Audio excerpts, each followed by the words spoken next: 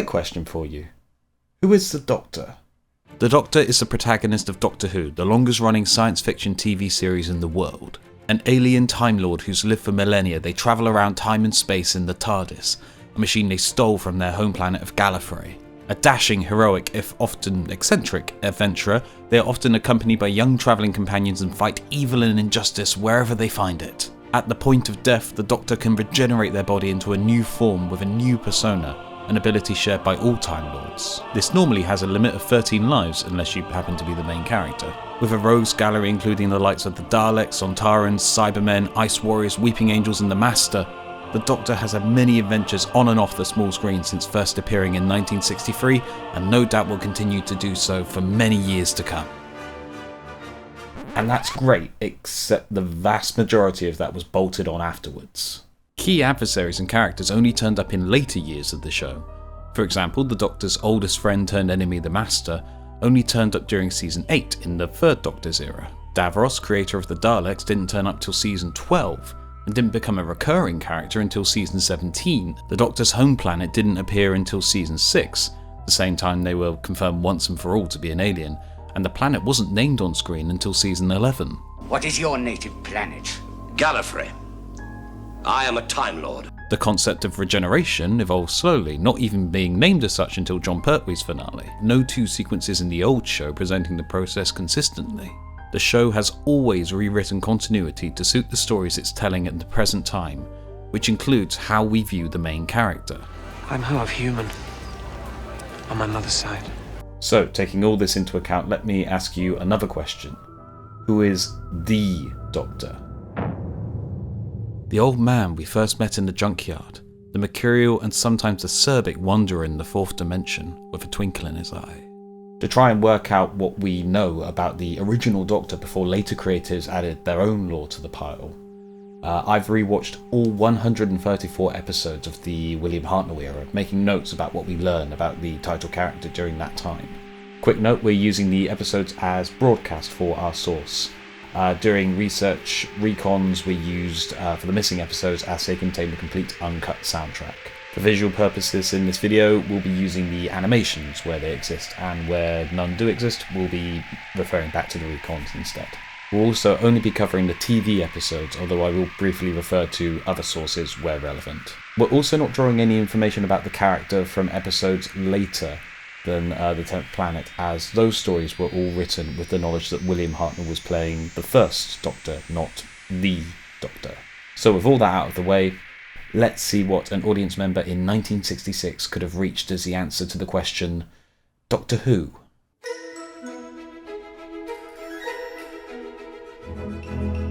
Doctor Who is a bit of an unusual franchise as it doesn't have like a George Lucas or a Gene Roddenberry figure at its origins. There are key figures that sort of got the show to air, like Sidney Newman and Verity Lambert, but the format of the show itself was workshopped by various creators into the form that we eventually saw. One of these creatives, C.E. Weber, wrote a number of papers outlining the results of these workshops for the format of a new science fiction series, which included embryonic versions of Susan, Ian, Barbara, and the Doctor. Whilst the other characters in these notes bear a distant relationship to the characters that eventually ended up on screen, the Doctor in these documents is a very different beast indeed. The first document proposes that the Doctor, from somewhere in our future, has opted out of his own society in search of a time that is more suitable to him.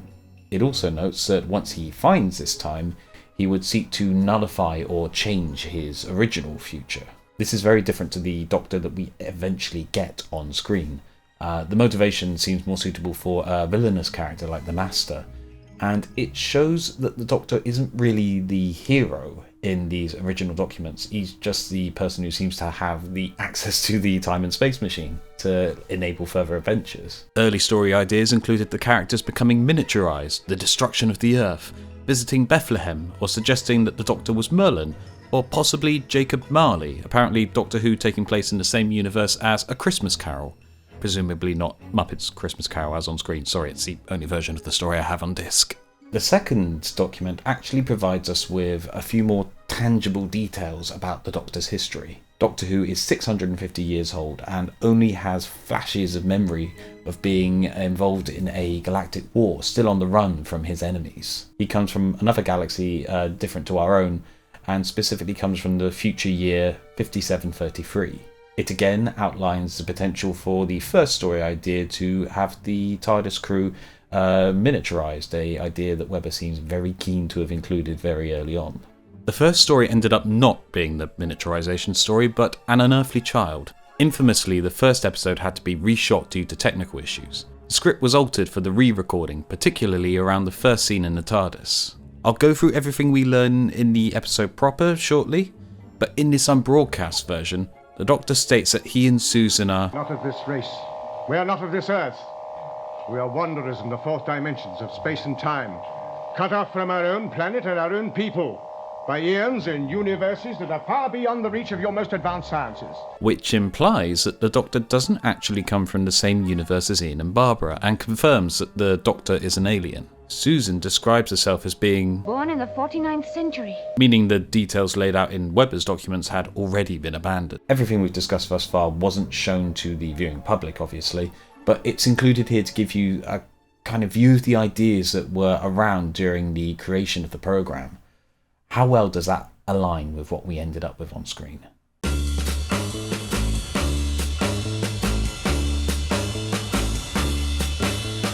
Episode 1, An Unearthly Child, spends its first half focused on Ian and Barbara's questions about Susan Foreman before shifting focus to the Doctor in the second half, but we do learn a few things about him before we meet him.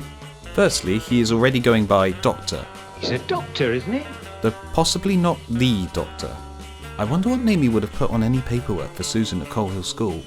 We know the Doctor has spent little to no time at the school, as Ian and Barbara don't recognise him as Susan's guardian. Susan's vague answer to Barbara's comment, see you in the morning, I expect so, also lightly suggests that the Doctor may be planning to leave 1963 in the near future. The fact that Susan is enrolled in school at all also tells us that if the Doctor is not human, then whatever species he is ages at a comparable rate to humans. Once we enter the TARDIS, we get some concrete details about the Doctor's origins. His statement, I knew something like this would happen. We stayed in one place too long. Suggests that the Doctor is on the run from someone or something. He says, in response to Ian, Your civilization? Yes, my civilization. I tolerate this century, but I don't enjoy it. which tells us that he's not from 1963 and comes from a different century to the 20th, presumably one further forward. Furthermore, Susan confirms, I was born in another time, another world. All of this is much more vague than the pilot. Perhaps the production team looked at the name of their programme and started reconsidering. The Doctor seems to think that he can make repairs to the TARDIS with components procured from 1960s Earth. Susan states this about the name of the ship, Well, I made up the name TARDIS from the initials, time and relative dimension in space. which suggests that the TARDIS is unique and possibly of the Doctor's construction. The Doctor's choice to abduct Ian and Barbara speaks not only to his fear and his selfishness, but also demonstrates his desire to keep history intact, contrary to the ideas raised in early production documents. The remaining 3 episodes give us a few further details. The Doctor's name is not, as Ian assumes, Dr. Foreman. Just open the doors, Dr. Foreman. Eh? Doctor Who? What are you talking about? This presumably means that Susan's surname isn't Foreman. Either that or the name of the junkyard where they've landed is a massive coincidence. The Doctor's name is left unsaid. The only name we're given is in the credits, Doctor Who, but it only appears in the episodes themselves as a question. Who is he? Doctor Who? Perhaps if we knew his name, we might have a clue to all this. The Doctor sees the failure of the TARDIS's disguise and comments, Dear, dear. How very disturbing. though apparently it's not disturbing enough that whoever tried to fix it apart from that one time. The Doctor refers to himself as being old. I'm an old man. How can an old man like me harm any of you? This is not surprising given what we see on screen. William Hartnell was made to look much older than his 55 years. And the fact that the character is a grandfather also speaks to this. It's something that is very much odd in retrospect, as barring a handful of episodes, this is the youngest we've ever seen the Doctor on screen. We also learn that he's Not a doctor of medicine. and can be stubborn and childish if he doesn't get his way. He's condescending and elitist. There's also a moment in this story where he picks up a rock in order to kill a caveman that's slowing the TARDIS crew down. This is a striking moment, no pun intended, but it again serves to show that whilst the Doctor is the title character, The actual heroes of the show are Ian and Barbara, our point of view characters.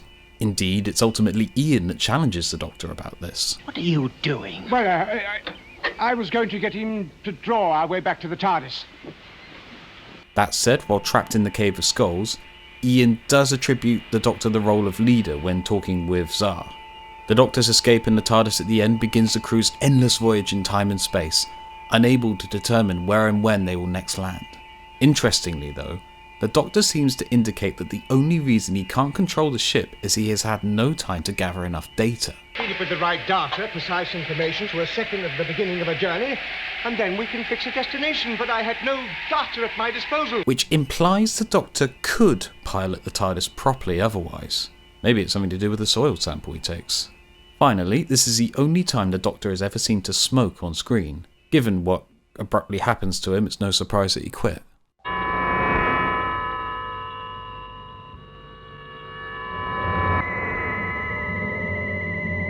It's fair to say that thus far the Doctor has been presented as something of an unlikable character. Don't you ever think he deserves something to happen to him? Be careful what you wish for, Barbara. The Doctor's line, Yes, it's certainly alien to anything on your planet. again confirms that the Doctor is not from Earth, possibly an alien, or possibly from a future human colony. The Doctor's age is reinforced with this line from Susan. I don't say that Grandfather doesn't know how to work the ship, but he's so forgetful. The Doctor's comment to Ian about the food machine My bacon's a bit salty. But it shouldn't be, it's English. suggests that the Doctor is familiar enough with English culture to make jokes about it.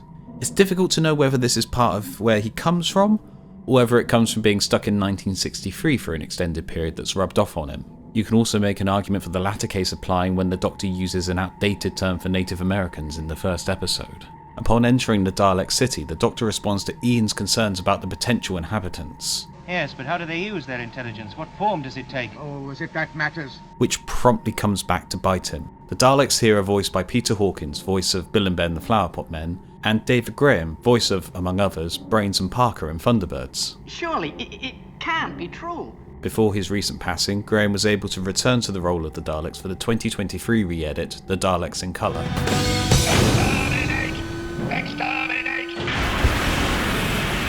The TARDIS crew begins to succumb to radiation sickness, with the Doctor and Susan being affected about the same as Ian and Barbara.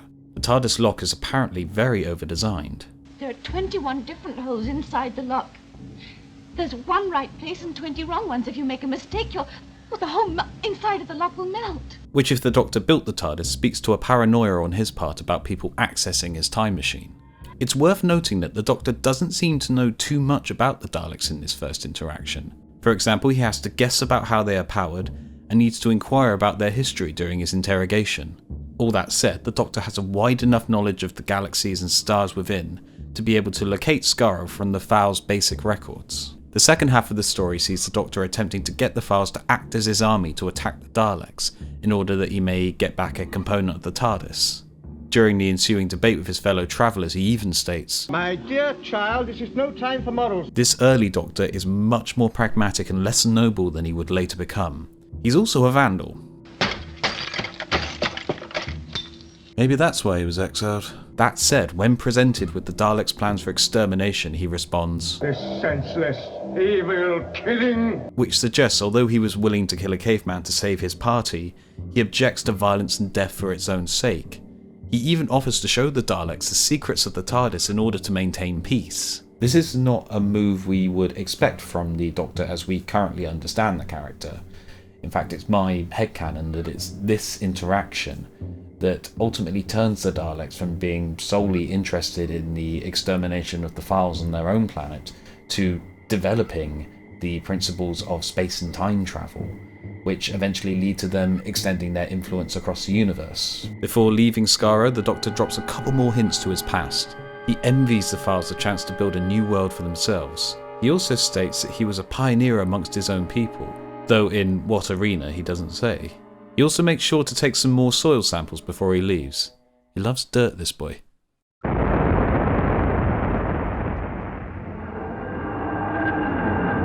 At the start of this story, the Doctor is unconscious on the floor. Ian checks his pulse and finds nothing wrong, indicating that the Doctor is either human or sufficiently close that it makes no difference. This isn't a one-off thing in the black and white days either. His first line is also quite telling. I can't take you back, Susan. I can't. This is a far cry from his statement in An Unearthly Child. Susan and I are cut off from our own planet, without friends or protection. But one day, we shall get back. Is the promise of return a lie for Susan's sake? What made the Doctor leave his planet originally? The TARDIS is able to travel between universes. Butler, we nearly lost the TARDIS 4 or 5 journeys back. Yes, the planet Quinis of the fourth universe.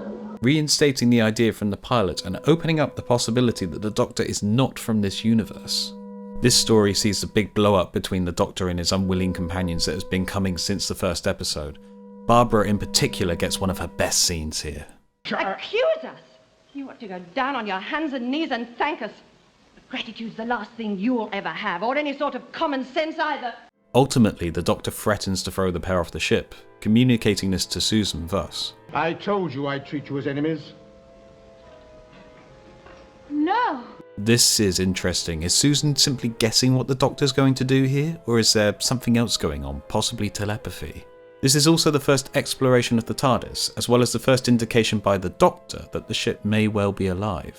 Is that feasible, Doctor? Oh, think not as you or I do, but it must be able to think as a machine. You see, it has a bank of computers. Oh, how quaint. One final note, this story contains the first instance of the Doctor name-dropping a famous historical figure he's met, with Gilbert and Sullivan being the first in a very long line. You know, I acquired that ulster from Gilbert and Sullivan. Oh, really? I thought it was made for two. We're always in trouble. Isn't it extraordinary? It follows us everywhere. Doctor, you have no idea. Susan confirms her age in this story with her conversation with Ping Cho. Well, how old are you? I am in my 16th year.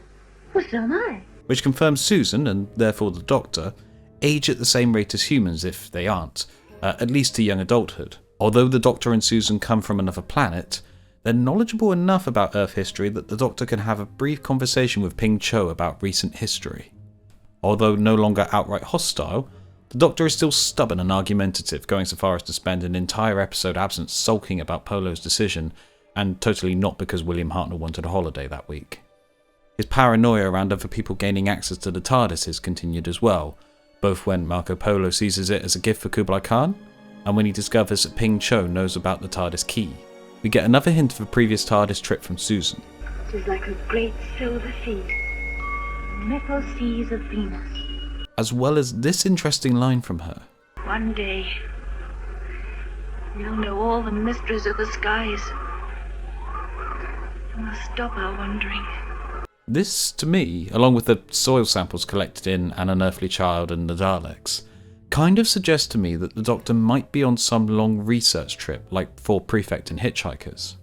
Some other details we learn are that the Doctor is not good at riding horses, suggesting horses or equivalent animals are not common as transport on the Doctor's planet. How's the Doctor? Gone over his ride yet? No, I don't think we'll ever get him on another horse as long as he lives.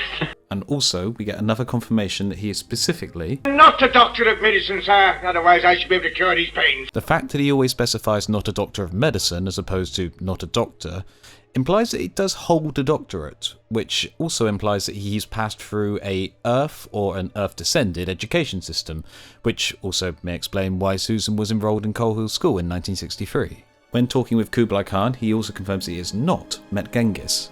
He also exclaims Great Olympus at one point. What on earth does that child think she's doing? Great Olympus! Which is a choice. Is the Doctor Greek? Do the Doctor's people also have in their mythology something akin to Mount Olympus?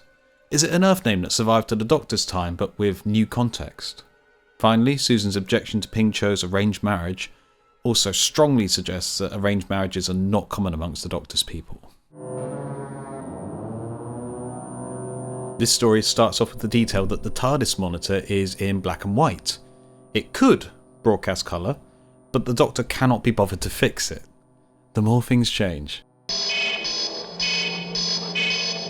I feel the same when I hear my alarm in the morning. The Doctor's wish at Morpherton is for a scientific laboratory, and he considers a cyclotron. It's a simple toy. This suggests that his doctorate is scientific. We don't learn much else about the Doctor in this one, as Hartnell takes episodes 3 and 4 off, leaving Ian and Barbara to face the Screaming Jungles and the Ice Warriors. No, not those ones, these ones. The Doctor only rejoins the story during the events in Millennius, having much more fun playing court here than he will do later on in his life. To add to the Greek connections in the last story, the Doctor also claims to have met Pyrrho. And also, because I think I'm never going to have a better chance to do this, behold Yartek, leader of the alien Vord!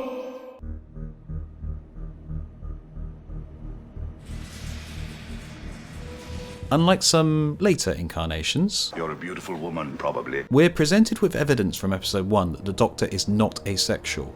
After all, the Doctor is initially travelling with his granddaughter. Susan's existence implies the existence of the Doctor's children. I don't understand how you're supposed to get 2 sons without a woman on this ship. Neither do I. But it's going to be a laugh finding out. Over time, various stories in other media have attempted to either retcon or muddy the waters with regards to this point. The Radio Times 20th anniversary story, Birth of a Renegade, explicitly states that Susan is not the Doctor's granddaughter, and the introduction of loons in the 90s novels seeks to enforce the concept that Time Lords cannot reproduce naturally. Even as recently as Ncuti Gatwa's first series, Russell T Davies was still fanning the flames of this debate. If you've got a granddaughter, that means you've got kids. Well, not quite. Not yet. But you mean you can have a granddaughter before a daughter? Life of a Time Lord. That, however, is all ultimately after the scope of our discussion, and the Aztecs presents us with the first potential love interest in the series proper in the form of Kamika. Do you know our custom? Yes, my dear, of course. I don't think you do, Doctor. Although the Doctor is ultimately attempting to escape and uses Kamika in their engagement to that end, it's clear from this shot where he returns for her bracelet that he does harbour some form of affection for her. This is also a notable episode in that it shows the Doctor very clearly laying down the law in terms of time travel in history as Barbara attempts to exert influence as Yetaxa. You can't rewrite history. Not one line. Of particular interest is this line. What you are trying to do is utterly impossible. I know. Believe me, I know. This suggests that the Doctor has attempted such a thing before, or been involved in another's attempt to rewrite time. Is this perhaps the reason for his exile? Given how seriously he treats the matter, is this why he can't take Susan back to his home planet? We failed. Yes, we did. We had to. We only learn a couple more things about the Doctor here. Firstly, he describes himself as I'm a scientist, an engineer, I'm a builder of things. Maybe a doctor of engineering as well as science. He's also familiar enough with Earth flora to know their effects, which suggests either extensive study of Earth's plant life, or that he comes from an Earth colony which would have access to these plants. There's also another instance of Susan reacting negatively to an arranged marriage, confirming that it's not usual for her people. Finally, Ian, of all people, is the first person in the series who seems to be well versed in Venusian Aikido. Venusian Aikido, gentlemen. I do hope I haven't hurt you.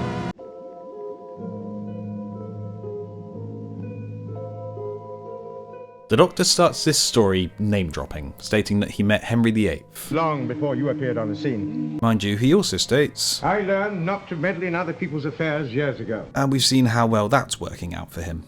Susan also recalls a previous trip in the TARDIS. Grandfather and I landed on a planet once called Esto. The plants there use thought transference. This story is the one where Susan gets the most to do in that she displays use of telepathic abilities with relative ease, whilst on and near the sense sphere. The Doctor doesn't seem to, suggesting that telepathy is maybe not common to his species if he's not human. We also hear for the first time a description of the Doctor's home planet. At night the sky is a burnt orange, and the leaves on the trees are bright silver. There are some interesting things we might infer from the technology on display in this story. By the 28th century, time travel is apparently so common that you might openly ask when someone is from rather than where. What century do you come from? The 21st, perhaps? No, the 20th. I see. It's unclear thus far whether the TARDIS is the Doctor's invention. If so, there is the possibility that the unique and temperamental machine hails from an era earlier than the 28th century. The fact that the TARDIS monitor can be disrupted by the ship's motors kind of aligns with this. Much has also been made in The Daleks and Marco Polo of the strength of the TARDIS lock.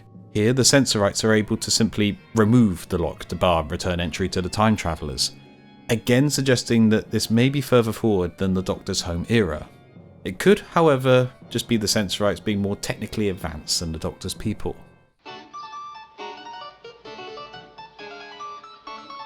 The final story of Season 1 sees the Doctor arrive in his favourite period in Earth history, the French Revolution. Yes, I shall certainly choose revolutionary France for my holiday again next year. The Doctor still threatens to put Ian and Barbara off the ship, but the whole affair is less confrontational this time round, with Ian being able to talk the Doctor around to parting on good terms. He knows him well enough to comment, You have your important researches to complete. When bargaining for clothes, the Doctor states that he doesn't carry money and is willing to trade his ring.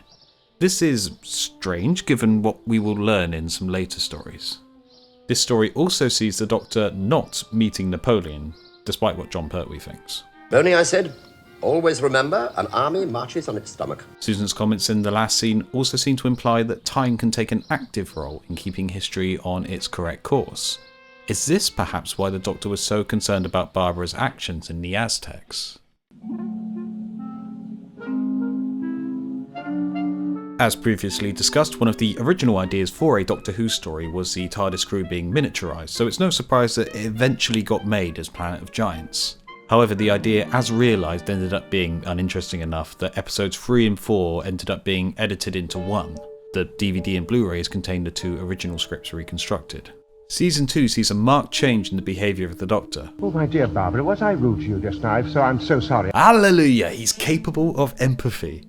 The Doctor in the second season is a much more pleasant character, leaning much more into warm grandfather than grumpy old man.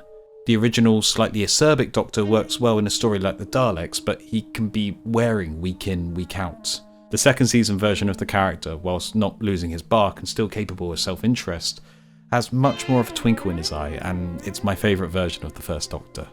One detail I love about the TARDIS in this story is the emergency siren. The TARDIS has a full-on awooga siren, and it's glorious. Oh god, now the siren's bust. Awooga, abandoned ship. This is also far from the last silly noise the TARDIS will ever make.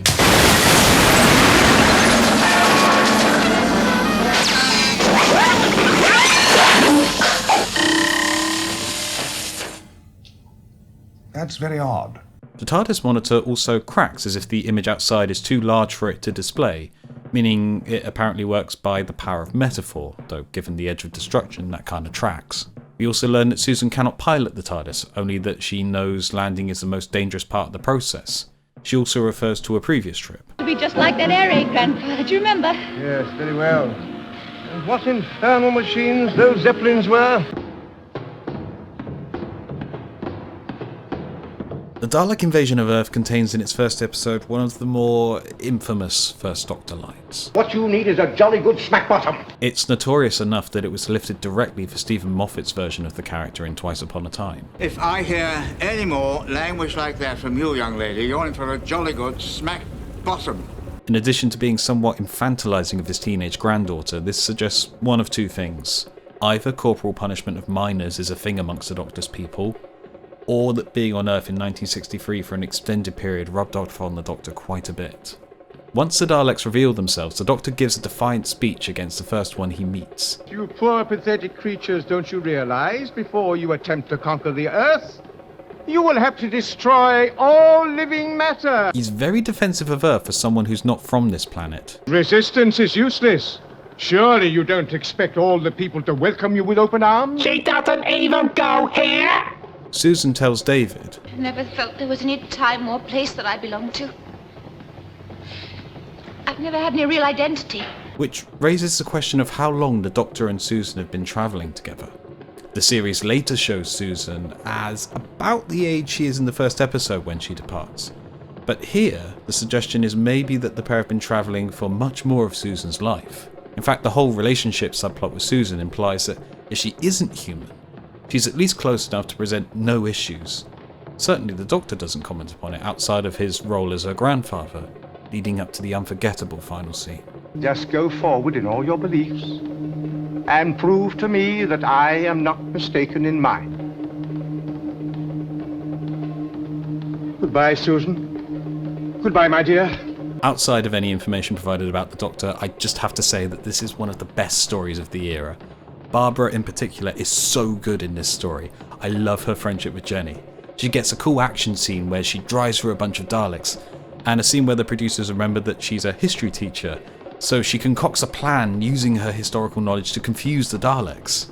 It's worth noting that both these moments were given to Wyler and Doctor Who respectively in the second Dalek movie, with her film counterpart Louise being given the exciting role of hiding in the cupboard where the Daleks keep their sugar puffs. Ian's no slouch either. He actually tries No You on a Roboman and it works. Do not resist orders. Get new orders.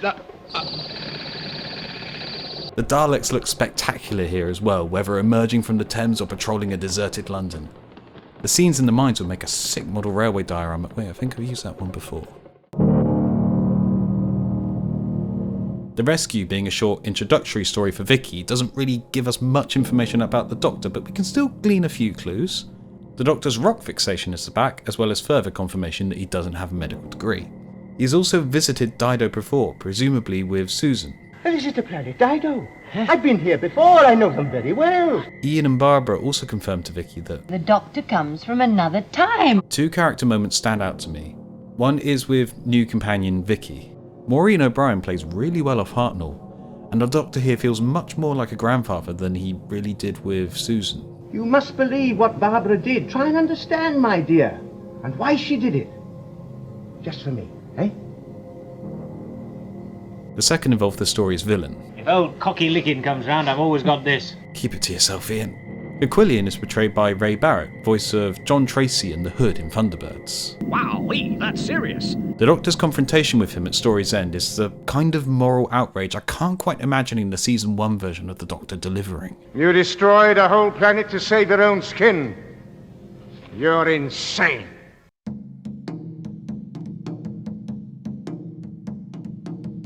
The Romans is the first out-and-out comedy Doctor Who, and Hartnell responds really well to the material. The first episode in particular shows the cast on great form, playing really well off each other, even if it does go on a little bit long. We only get 2 new facts about the Doctor here. First, that he's visited Rome before. You know, I think you'll like Rome. Rome's fascinating, most interesting. I remember once when I was there. And that he's met Hans Christian Andersen, giving him the idea for the Emperor's New Clothes. I gave it as an idea to Hans Andersen. The Doctor also has quite an unusual reaction to Vicky's suggestion that he might have changed history. It's quite a jump from not one line. I'm gonna be honest with you, I struggle with this story. Doctor Who often has ideas that exceed its ability to execute convincingly. The ambition is why I love the show, but it sometimes leads you down the path where you get a story that is evil space mind takes control of space and cow things to take over the planet and realises it as this.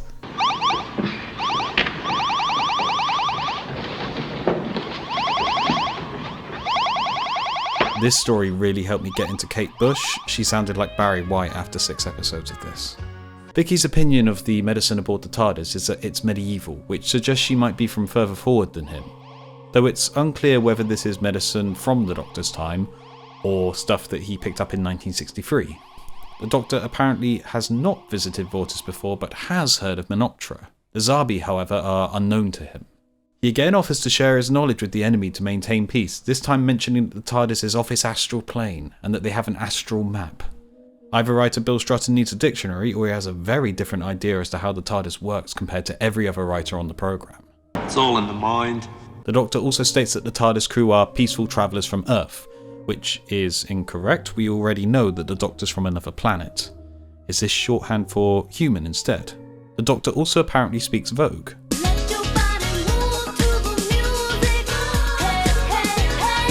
We also see the Doctor using his ring to lead around Zabi with a gold mind control necklace thing on, don't ask, and that the ring is apparently of untold value. Which makes it a bit odd he'd be willing to hand it over in revolutionary France for a set of clothes. So far as I can see, The Crusades is the first story where we learn no new details about the Doctor's backstory or history. What it does do really well though is show off the pairing of the Doctor and Vicky. Vicky really brings out both the Doctor's grandfatherly traits as well as his mischievous streak. Maureen O'Brien has gone on record before saying she's not overly fond of Sci-fi or the show. but she really brings a lot of warmth and humour to a role that could have easily fallen flat with a lesser actor. Episode 1 of this story sees the TARDIS skip a time track, something the Doctor hasn't done before. He also states, I've always found it extremely difficult to solve the fourth dimension. Which is a curious turn of phrase. From the first episode, the show has equated the fourth dimension to time. I can't, Mr. Jetson. You can't simply work on 3 other dimensions. 3 of them? Oh, time being the 4th, I suppose. Have you ever thought what it's like to be wanderers in the fourth dimension? Have you? To be exiles? So what does solving it mean? Does it mean learning all of history's secrets? Or is the TARDIS itself the experiment, solving the fourth dimension equating to time travel? You'll be shocked to hear no answers are forthcoming on this one. The only other thing we do learn is that the Doctor has apparently met James Watt. I was with him at the time. Let's see now, what was that fellow's name? James Watt. The chase marks a turning point for the series. Whilst the sense rights implied in dialogue time travel might become a more common technology in the future, this story sees the first example of another race actually time travelling, that race naturally being the Daleks. This story sees them chasing the Doctor throughout time, taking them to distant planets, the Mare Celeste and the Empire State Building. Take note that the show uses at least one stock shot of the correct building. When discussing the time path indicator, the Doctor states, It's been in the ship ever since I constructed it. Which implies that the Doctor built the TARDIS. If he did, he built it well. The Daleks fire at point blank range and it sustains no damage. When constructing their robot double of the Doctor, one Dalek asks, Which of the 4 humans is to be reproduced? Which shows they believe the Doctor to be human. I don't think you could argue this as being short for humanoid either, as the humanoid Iridians are described by the name of their species. We will take some Iridians prisoner. Yes. And use them to dig the ship free. This story also sees the departure of Ian and Barbara in a beautiful sequence at the end of the episode. Where have you been, on the moon? No, but you're getting warm. Shh. That first TARDIS team is something special, and a lot of that is down to William Russell and Jacqueline Hill giving superb performances throughout the run as their first audience surrogate characters. The scene preceding their departure is great as well. Despite how much the Doctor's grown since the first story, the Doctor still blows up when he learns that Ian and Barbara intend to leave, a marked change from his attitude to Susan, his own granddaughter. It's as if the Doctor can't bear partings if they're not on his terms. Ultimately, he sets his feelings aside and helps them home, contentedly watching from the TARDIS with Vicky. I shall miss them. Me too, Doctor. Me too. This is a big story for Doctor Who, and it also happens to be one of my favourites of not just the William Hartnell years, but the whole show. So brace yourselves, I'm going to be spending a bit of time on this one. Several firsts for the show are present here. It's the first story where we see another member of the Doctor Society other than Susan, this being the meddling monk. The Doctor describes himself as being 50 years earlier than the monk, though it's unclear as to whether the Doctor is 50 years older than the monk, or whether the monk left their planet 50 years after the Doctor did. The monk also refers to the Doctor by his title alone. If this is their first meeting since their respective departures, that would suggest the Doctor was already going by that title before he left. That said, the Doctor states, And what are you trying to get up to this time, Which makes it less cut and dried. Was the monk a troublemaker on his home planet, or has he encountered the Doctor on his travels already? The monk, like the Doctor, also takes a keen interest in Earth's history. His plan is to alter history to change the outcome of the Battle of Hastings, and he also expresses interest in having jet planes by 1320, having Hamlet debuted on television rather than the stage, and states that he used his anti-gravity lift to assist the construction of Stonehenge. This suggests that both the Doctor and the monk are human, though the Doctor's line, Now, if my memory of English history serves me right, again suggests that the Doctor may not be English. We also learn that the TARDIS is not unique, as the monk has his own example. This does seem to contradict the inference in The Chase that the Doctor built the TARDIS himself. Perhaps TARDISes are like kit cars, and while the monk paid someone competent to assemble his, the Doctor decided to build his himself. It would certainly explain why the thing never seems to work properly. The monk states of his TARDIS, In fact, this one is fitted with the automatic drift control. which again subtly implies that the monk's TARDIS was built by someone else. You're more likely to say, I fitted the automatic drift control otherwise. The fact that the characters all refer to the monk's time machine as a TARDIS as well also kind of contradicts the idea of Susan naming the ship TARDIS, for which I don't have a smart aleck answer. Maybe she just thought she was the first to use the acronym and no one corrected her.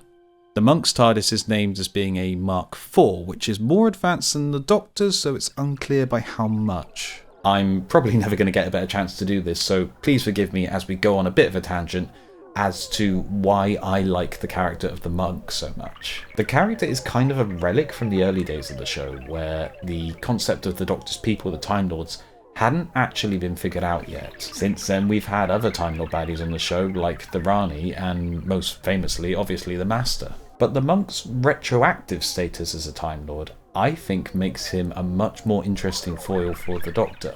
The Rani is often described as being amoral, which makes her a dangerous villain, but it also makes it difficult to write her as a villain into stories with appropriate motivation. Being amoral tends to do that. I have no strong feelings one way or the other. She spends the whole of Mark of the Rani trying her best to stay out of the Master's feud with the Doctor, and only assists the Master under duress. Her second story sees her doing cosplay in order to get the Doctor to work on her giant brain. Wow, what a sentence. And the third story she's in, we don't talk about that one. Pickled in time, like gherkins in a jar. The Master, meanwhile, is a blank slate character. A good performer can elevate them into something special, but the Master's normal role in a story is to be generically evil, much as the Doctor's normal role is to be generically clever and get a few gags in. The Master can be inserted into any plot to raise the stakes, anything from stopping Magna Carta being signed to wiping out a quarter of the universe. Other than power for its own sake, the character has no long-term interest or wants other than the Doctor. The two share a history, but that history happens off-screen before the series begins. By the time the two appear together, they're very different people. The Master is usually a lot of fun, but tends not to reflect the Doctor's character that much. The monk is somewhat different though. Whilst Dennis Spooner probably conceived of both the Doctor and the monk as humans from the future, this is an assumption on my part to be fair, their retroactive status as aliens give them both a shared interest and passion for the planet Earth. You also get the sense that the monk would rather avoid conflict where possible, much as is true for the Doctor. The monk's plan to change history involves firing an atomic cannon at Viking ships. Violent, yes, but it's a very hands-off and long-distant means of dispatching his enemies. Most of his other schemes seem to involve no need for fighting at all. When he returns to the series, he's content to leave the Doctor stranded on a dangerous planet rather than confront him directly, and he's clearly apprehensive once he learns Daleks are involved later on. So, you have heard of the Daleks? Yes, by reputation. Other than being reluctantly willing to sort of get his hands dirty, which is something that we've on screen seen the Doctor at least consider, the only real difference between the Doctor and the monk is the monk's willingness to change history to suit his goals. His ultimate motivation essentially ends up being greed. One of his schemes is as simple as just popping a few quid in a bank account, jumping forward several hundred years and collecting the interest. His TARDIS is filled with mementos of previous adventures. In my view, the monk is a much closer character to what the Doctor could be if they loosened a few of their rules, rather than an out-and-out evil overlord like the Master. The fact that he's written with a comedic air also helps. Peter Butterworth steals every scene he's in both of his appearances. This gives the monk a lighter tone than the later Time Lord baddies. It's the kind of villain I'd love to see return in the new series. Less a universe-ending threat, more as a repeated annoyance that the Doctor has to deal with, knowing that their innocent aims can cause very real harm. The monk has returned in other spin-off media, with Big Finish in particular getting a lot of use out of the character. I'm particularly fond of the Rufus Hound version of the monk, who specifically plays more into the greed and cowardice angles of the character, whilst also keeping him despicably fun. If you're curious, try out the titles The Blame Game and How to Win Planets and Influence People. Each is under an hour and under a $5. Right, where were we? The Doctor's reaction towards Stephen at the start of the story shows his changing character over the first 2 seasons. When Ian and Barbara force their way aboard, it took the ship nearly getting destroyed for them to begin seeing eye to eye. Here, although a bit put out and grumpy, he easily accepts Stephen as a part of the crew. Apart from that, young man, I'm quite willing to accept you at your face value. This is my favourite TARDIS lineup during the first Doctor's era, and it's a shame we only got it for 3 stories. Vicky and Stephen particularly play well off each other, very big brother and little sister. The scenes where Vicky tries to convince Stephen they've really landed in the past, only for Stephen to find the monk's wristwatch, are a delight. I wonder what time it is. 5:20. Season 3 saw a massive shake-up behind the scenes. Verity Lambert, the show's original producer, left after the first 2 stories. John Wiles produced the next 4 before Innes Lloyd eventually took the reins, who then stayed for quite some time into the Patrick Troughton era. Meanwhile, Donald Tosh, who had become a script editor on The Time Meddler, stayed with the series until The Massacre, at which point he was replaced by Jerry Davis, who again stayed quite some time into the Patrick Troughton years. What's more, Season 3 saw the departure of 5 companions, as each new voice behind the scenes tried to sort of put their mark onto the programme. You can probably tell that this adds up to Season 3 being the weakest of Hartnell's 3 full seasons as the Doctor. While Seasons 1 and 2 each had a sort of consistent tone and voice behind them, Season 3 stories end up being pulled pillar to post, and it definitely shows. There are some brilliant stories in here, but there are also some of the show's weakest efforts. We start off with one of the latter, Galaxy 4, a simple morality tale that wouldn't be half as bad if it didn't spend its entire second half banging the beauty does not equate goodness drum. It's a good and worthy moral, it's just not enough to power 4 25-minute episodes.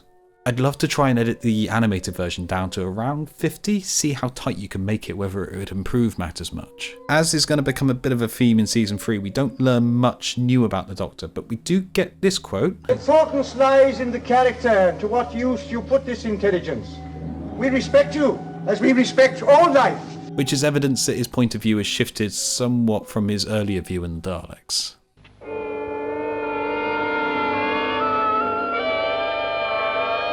We're skipping Mission to the Unknown, the only broadcast Doctor Who story where the Doctor does not appear in any capacity. The Mythmakers again imparts no new information about the Doctor, but it does seem desperate not to give the Greeks the idea of using the wooden horse to defeat the Trojans, coming up with multiple other schemes before finally giving in. I'd love for this to be animated soon. It's a fun little story, playful with the myth of the Trojan horse. This was also Vicky's final story, a decision that was not the actors. It's also the debut of the shortest running companion, Katerina.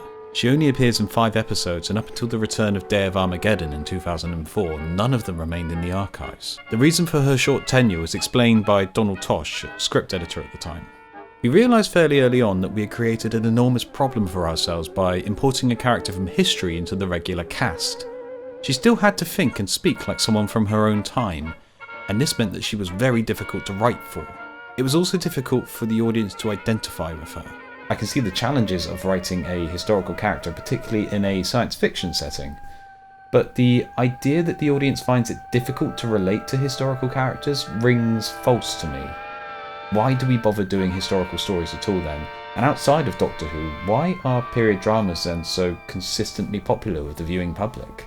Also running against this, the very next season introduced a historical companion in Jamie, a Highlander from 1745, and who is one of the show's most popular companions. At the end of that series, the evil of the Daleks introduced Victoria from the year 1866. True, they're both from closer to our own time, but present the same challenges in terms of writing historical characters, which the producers, script editors and writers always rose to.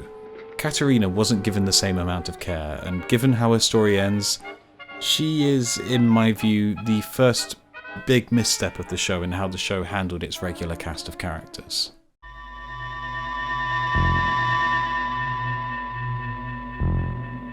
This is the epic of Season 3, and arguably the whole show. Only one broadcast story was ever longer than this one, that being 1986's season-long The Trial of a Time Lord, which was really 3 standard adventures with an extended framing device. The Doctor is familiar with Myra and the Vizians on arrival, implying that he's been there before. We also get another confirmation that the Doctor comes from another planet. We've landed on your own planet. Oh, nonsense, child. We're back on Earth. He further narrows down his nationality by stating that he is not English, Scottish or Welsh, but instead, I'm a citizen of the universe, and a gentleman to boot. He has not ruled out Irish though. He also celebrates Christmas, or is at least aware enough of the traditions to be able to celebrate Christmas. There is some fuel thrown on the fire regarding the Doctor's race with this interaction. They were from Earth, I believe. Only 2 of them. And they are under the influence of some creature from another galaxy. He looked like an Earth creature. That's only a disguise. This could simply be the Guardian of the Solar System attempting to distance himself from the people currently hindering their plans, but it's a theme that remains oddly consistent in future Dalek stories. During the power of the Daleks, a Dalek is immediately able to recognise the newly regenerated Doctor. Recognise the Doctor!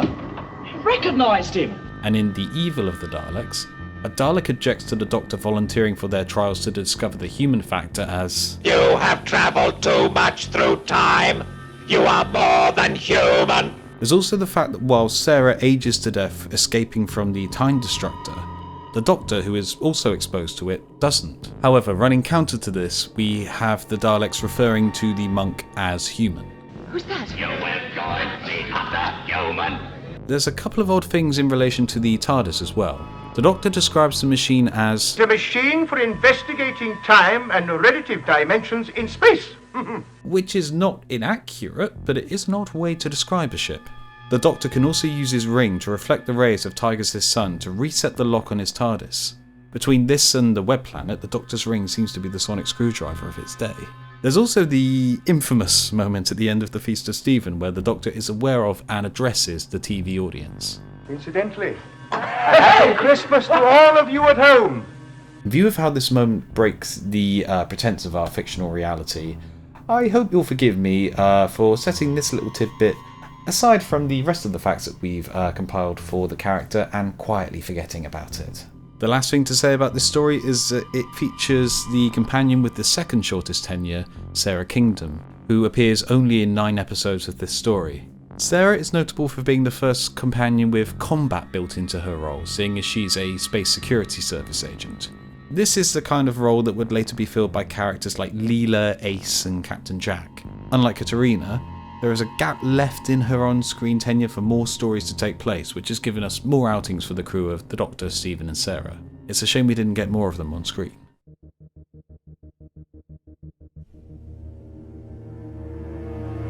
The Massacre is what we might refer to as a Dr. Light episode these days, though not William Hartnell Light, as he takes on the role of the Abbot of Amboise. The Doctor being absent for most of this story means that we learn little meaningful about him. You'll be surprised what I got in my wardrobe. I don't want to know, Doctor.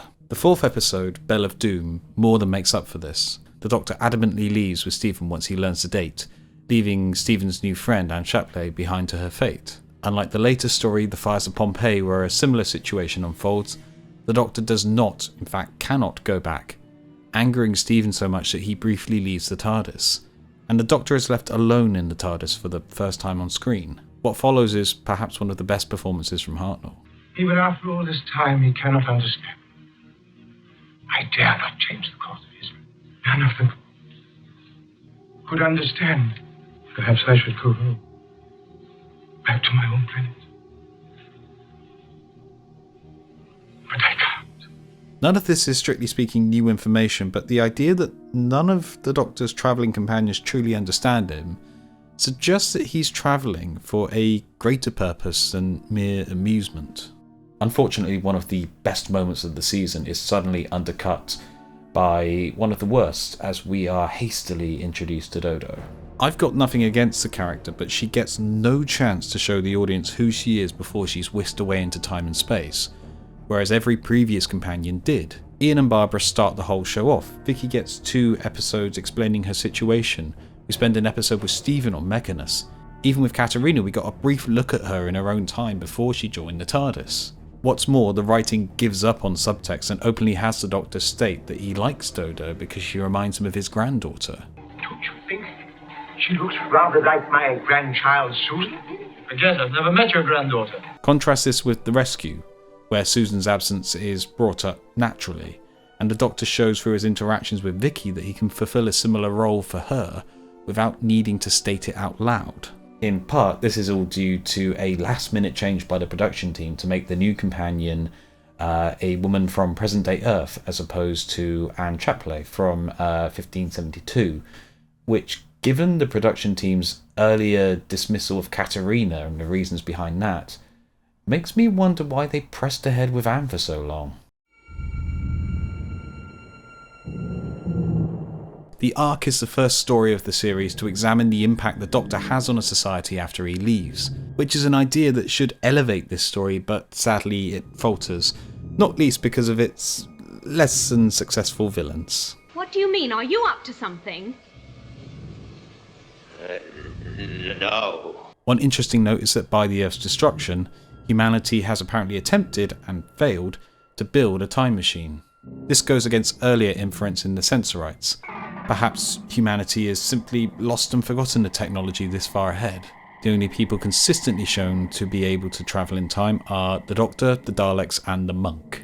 The only other thing to note about the Doctor here is that he's apparently a bit of a stickler with regards to language, accents, and slang. My dear child, if you're going to be with us for any length of time, you'll have to do something about that English of yours. What's wrong with it? But it's terrible, child. Which, coming from this guy... Yes, and if you'd had your shoes on, my boy, you could have lent her hers. That, Your Excellency, would be an impossibility. You'll end up as a couple of burnt cinders flying around in space. Seems a bit rich. Very quickly we learn here that the Doctor has met the Toymaker before, even visiting his world, but not partaking in any of his games. The last time you were here, I hoped you'd stay long enough for a game, but you had hardly time to turn around. The Toymaker even refers to the Doctor's researches, an idea that has been less present as the series has pressed on. No wonder the Doctor didn't stay here long last time, there's no soil samples to grab. What's more, we learn that the Toymaker's games are considered notorious. You and your games are quite notorious. This begs the question, who are they notorious amongst? The Doctor's regular travelling companions don't seem likely to have heard of him, and the Doctor doesn't seem to socialise with anybody else on a regular basis. Is the Toymaker perhaps known to the Doctor's original civilization? With rings on their fingers and bells on their toes. The third of three Tracy brothers appears in this story, with the voice of Scott Tracy, Shane Rimmer, appearing as Seth Harper. All part of the service. Doctor Who and Thunderbirds were far from his only sci-fi. He appeared in a brief role in this old film no one's seen. This R2 unit of yours seems a bit beat up. You want a new one? This story also sees fellow Thunderbirds veteran David Graham return, though the voice he uses kind of reminds me of another Super Mario Nation character. I got no pianist, on account he was shot last week. It was exploded by radio waves. There must be a crew on board. There's nothing more we really learn about the Doctor in this story, other than that he considers 1881 dentistry to be compatible with his needs, although clearly not the preferred option.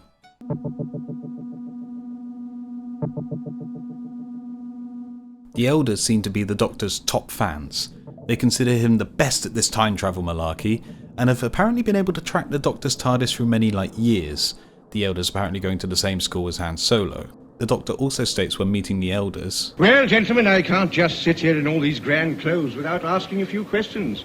After all, there's my reputation to think about. Which, again, what reputation? Who do you meet so regularly that this would influence their opinion of you? You literally cannot control where your shit goes.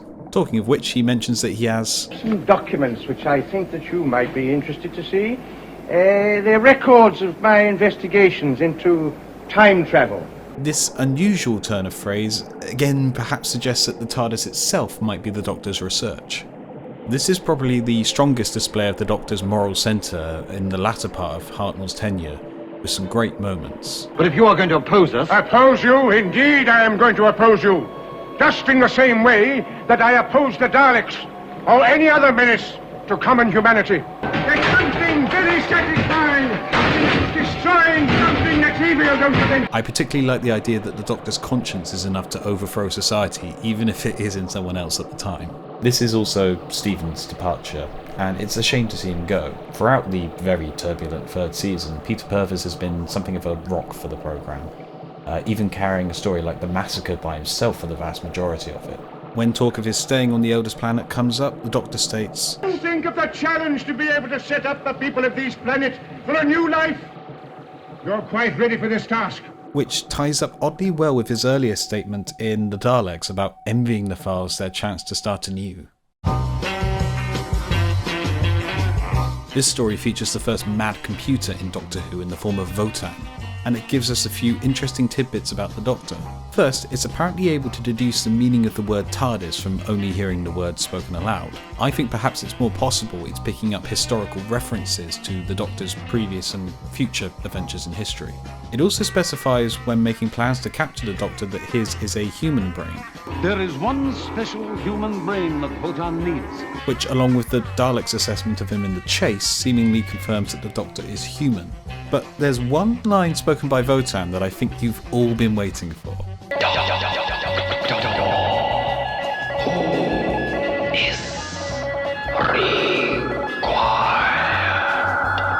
This isn't a one-off thing either. Doctor Who must be enlisted into our services tonight.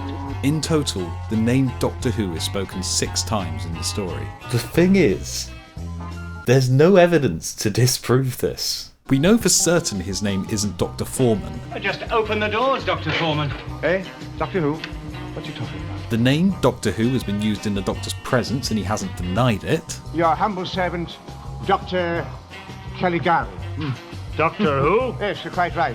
Skipping ahead a bit, he'll go by Dr. Van Wer in The Highlanders, he'll sign Dr. W in The Underwater Menace, he'll even get a Who Won vanity plate for his car on Earth. The annuals and the comics of the era have been very consistent with their use as Doctor Who as the character's name, with instances where the character is referred to simply as Doctor remaining uncapitalised, i.e. not a proper name. It will even appear in full in the Dalek movies. My name's Ian, Doctor Who. But I'd like to put forward the 2 biggest bits of evidence. First, the title of the show is Doctor Who, and the character has been consistently credited as Doctor Who since his first appearance. And if you think the credits don't count, I'd point out that, among others, the Prime Lords and Jail Guards never had their names spoken on screen, only in the credits, and we all agree on those ones. Given the evidence presented up to this point, it seems clear to me that the character's name is Doctor Who. Doctor Who is able to resist Votan's efforts to take over his mind, which is a feat none of the other characters manage unassisted. We also learn that he apparently has the power to hypnotise people via his own unique method. This story sees the departure of Dodo, which it's hard to feel too sad about given the character has been given shockingly little to do during her time on the show. It also sees the arrival of Ben and Polly, who by contrast both feel like a breath of fresh air. This story also feels very unlike what's come before, but in a good way. The last time we saw monsters in familiar surroundings was all the way back in the Dalek invasion of Earth, and even then that was set 200 years in the future. With Doctor Who advising a military force against a threat hostile to humanity, it's fair to say that this, in spirit at least, is the first story in the unit mould, and even in the early days it fits the show like a glove.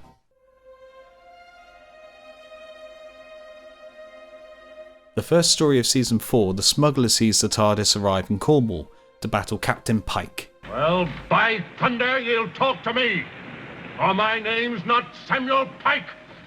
I prefer the other one. Doctor Who describes the atmosphere as being quite normal, which, as someone who was born in and grew up in Cornwall, leads me to believe that the Doctor's home planet is cold, wet, windy, surprisingly cut off from the rest of humanity, about 20 years behind the times with everything, and is only really popular in holiday seasons. The only other thing to note is that he describes himself as A little exhausted, my dear, otherwise I'm all right. by Adventure's End.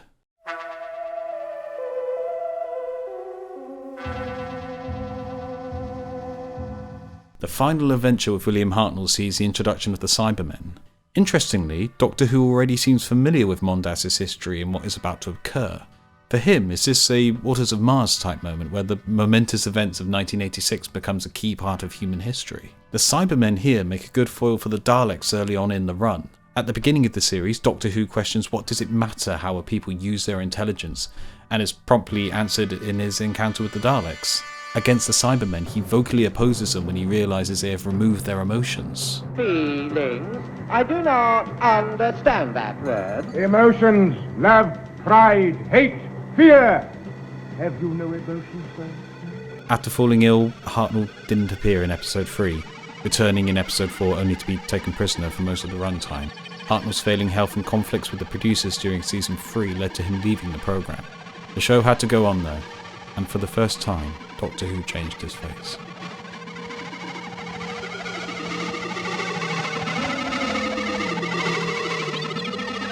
So, considering everything we've learnt about the character up until the moment he left us, putting the pieces together with a little guesswork to fill in the blanks, trying to make sense of everything, I'll ask one more time. Who is the Doctor? Doctor Who is a human scientist and explorer who hails from another planet between 400 and 600 years in our own future, with orange skies and silver trees. He was a pioneer amongst his people, helping them engineer and build what felt like a new world for themselves. His key project was a magnificent time ship, time and relative dimension in space. His very young granddaughter Susan shortened the name to TARDIS, and it stuck. Before long, Doctor Who's people were able to duplicate his TARDIS, leading to improved versions up to at least Mark IV. His people began using their TARDISes to research the universe around them throughout time, Doctor Who taking a keen interest in this. At some point, Doctor Who was exiled from his home planet, being accused of the crime of meddling with history. He left with Susan, leaving his other family behind. Escaping in the prototype TARDIS he built, Doctor Who promised Susan that one day they would go back, but he knew they never could. The pair travelled together in time and space. While seeking a new home, Doctor Who took the opportunity to continue his researches and improve his prototype timeship. The pair set about exploring the history of humanity's original home, Earth. Along the way, they visited such places as Quinis in the Fourth Universe, the Metal Seas of Venus, the planet Esto, the Second World War, Dido, Rome and Myra. Their journey was not all plain sailing, as they encountered another time traveller from their planet's future, and an evil toy maker intent on them playing a game. They also met Gilbert and Sullivan, Pirro, Henry VIII, Hans Christian Andersen and James Watt. Finally, the pair settled on Earth in 1963, where Susan takes the name Foreman and enrolls at the local school. They stay relatively peacefully for several months until one day, two of Susan's teachers follow her home concerned for her well-being, where they encounter Doctor Who for the first time. So obviously this is my interpretation of events, but I think it makes the most sense of everything that we've come to understand about the character during these episodes. So, does any of this work at all with later versions of the character? Yes. Sort of. Obviously the details regarding the Doctor's name and species have moved on, and my inference of the Doctor inventing TARDISes is there to tie together Susan's, the Doctor's and the monks' accounts of the ships, before later writers took the concept in different directions. But the Doctor has been accused of crimes by his own people on screen twice, and his initial departure from Gallifrey has been hinted at to be more than just the Doctor dropping out. Weren't you expelled or something? Some scandal? The idea of being an exile, never able to return home, cropped up again when the show returned to TV in 2005 with The Time War, and was revisited during Jodie Whittaker's time. Speaking of which, the show has recently revealed the Doctor had a much bigger role in the origins of the Time Lords and their ability to regenerate than previously thought. Truly a pioneer amongst their people. The idea of the Doctor's people observing time also kind of ties in with the references to his researches in the early years. We can simply to observe and gather knowledge. What strikes me though is the core of the Doctor's character. Once the show settles into itself about halfway through season 1, the Doctor as we understand him now feels fully formed. A brave, funny, intelligent but arrogant hero, always on the side of the oppressed, always fighting evil wherever it's found, never using weapons where outthinking the enemy is at all possible. The character has changed massively in the years that have followed, but those core qualities remain, thanks in no small part to William Hartnell's often brilliant performance in the role. Other actors have excelled as the Doctor, other writers have brought new depths to the character, but they're all building off the foundations that were laid here. It's a testament to the ambition and creativity of Sidney Newman, Verity Lambert, David Whittaker, William Hartnell, and all those involved in the show's genesis that their work is still relevant all these years down the line, and doubtless will be for several years to come.